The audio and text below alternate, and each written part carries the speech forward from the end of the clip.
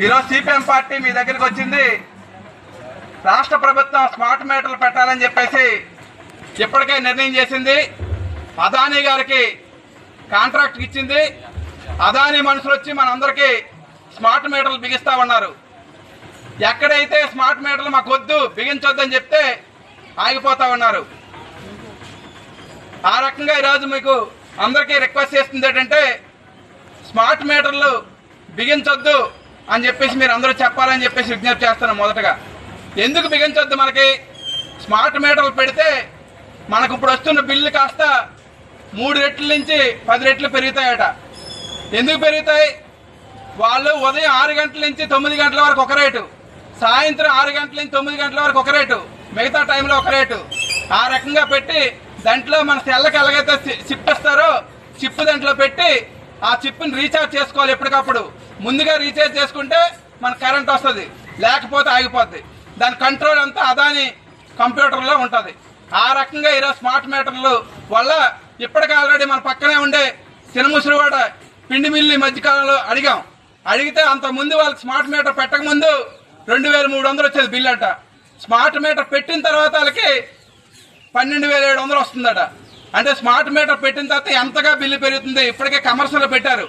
మీకు ఎవరికైనా తెలిస్తే షాపుల్లో అడగండి. ఆ రకంగా ఈరోజు స్మార్ట్ మీటర్ల వల్ల బిల్లులు పెరుగుతూ ఉన్నాయి. రెండోది ఇంకోటి ఏంటి, ఇప్పటికే ఆల్రెడీ మనకు తెలియకుండా 15,000 కోట్ల రూపాయలు సర్దుబాటు ఛార్జీల పేరుతో వేశారు. ఏంటవి? 2019లోను 2020లోను 2021లోను మనం కరెంట్ అప్పుడు కాల్చామట. అప్పుడు సరిగా బిల్లులు కట్టలేదంట. దానికి ఇప్పుడు అదనమైన భారం వేస్తున్నారు. నేను అడుగుతున్నాను చంద్రబాబు నాయుడు గారికి, మీరు ఒక హోటల్కి వెళ్ళి 2020లో భోజనం చేశారు. అప్పుడు మీరు 5,000 10,000 కట్టుంటారు.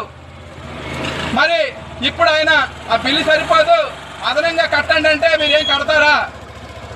మీరు ఆ రకంగా కడతారంటే చెప్పండి, మేము కూడా కడతాం.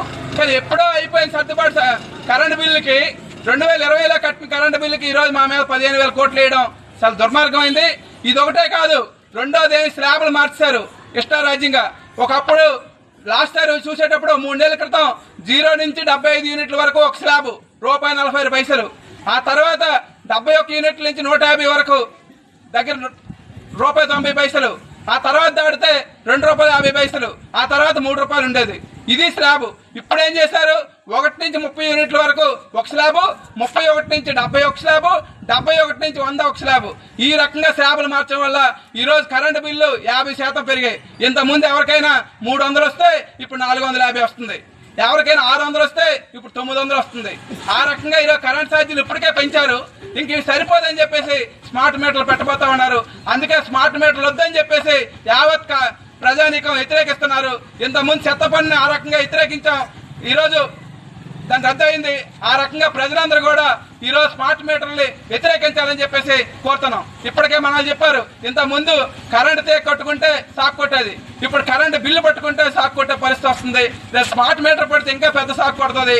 కాబట్టి అందుకనే ముందుగానే ప్రజానీకం అందరూ కూడా ఈ స్మార్ట్ మీటర్లు వ్యతిరేకించాలని చెప్పేసి సిపిఎం పార్టీగా విజ్ఞప్తి చేస్తున్నాం. లేకపోతే రేపు వచ్చిన తర్వాత కొత్తగా స్మార్ట్ మీటర్ పెట్టేసిన తర్వాత అప్పుడు లబో డబో నాకు ఎక్కువ బిల్లు వచ్చింది నేను కట్టలేకపోతున్నాను అని చెప్పేసి అనుకుంటే ఉపయోగం లేదు. ఇప్పుడే వ్యతిరేకించాలి. ఆ రకంగా వ్యతిరేకించేటప్పుడు మొండిగా వేస్తే 100 ఫోన్ చేయండి, లేదా సిపిఎం కార్యకర్తలకి ఫోన్లు చేయండి, మేము వచ్చి అడ్డుకుంటాం. ఆ రకంగా ప్రజలు ఎప్పుడైతే అడ్డుకుంటారో ప్రభుత్వం వెనక్కి వెళ్తుంది. ఇప్పటికే ఆల్రెడీ మనం చెప్పిన పని కాదు ఇది. లోకేష్ గారే యువకాలంలో చెప్పాడైనా ఏంటి, రైతులకు అందరికీ అప్పుడు స్మార్ట్ మీటర్లు వస్తే ఆ స్మార్ట్ మీటర్లు తీసి పగలగొట్టండి అని చెప్పాడు. మేము కూడా ఇలా సిపిఎం పార్టీ లోకేష్ గారు చెప్పింది ఇప్పుడు చెప్తున్నాం, ఎవరైనా స్మార్ట్ మీటర్లు పెడితే పగలగొట్టండి, లేకపోతే మీ సిపిఎం కార్యకర్తలుగా వచ్చే పగలగొట్టాల్సి వస్తుంది. అటువంటి పరిస్థితి తెచ్చుకోవద్దని చెప్పేసి ఈరోజు అదానీ గారికి హెచ్చరిక చేస్తున్నాం, ఇక్కడ రాష్ట్ర ప్రభుత్వానికి హెచ్చరిక చేస్తున్నాం. అందులో భాగంగా రేపు 19వ తారీఖున సచివాలయం దగ్గర ధర్నా చేస్తున్నాం. ఆ ధర్నాలో కూడా ఎక్కడన్నా ప్రజానీకం అందరూ కూడా పాల్గొని జయప్రదం చేయాలని చెప్పేసి విజ్ఞప్తి చేస్తున్నాం.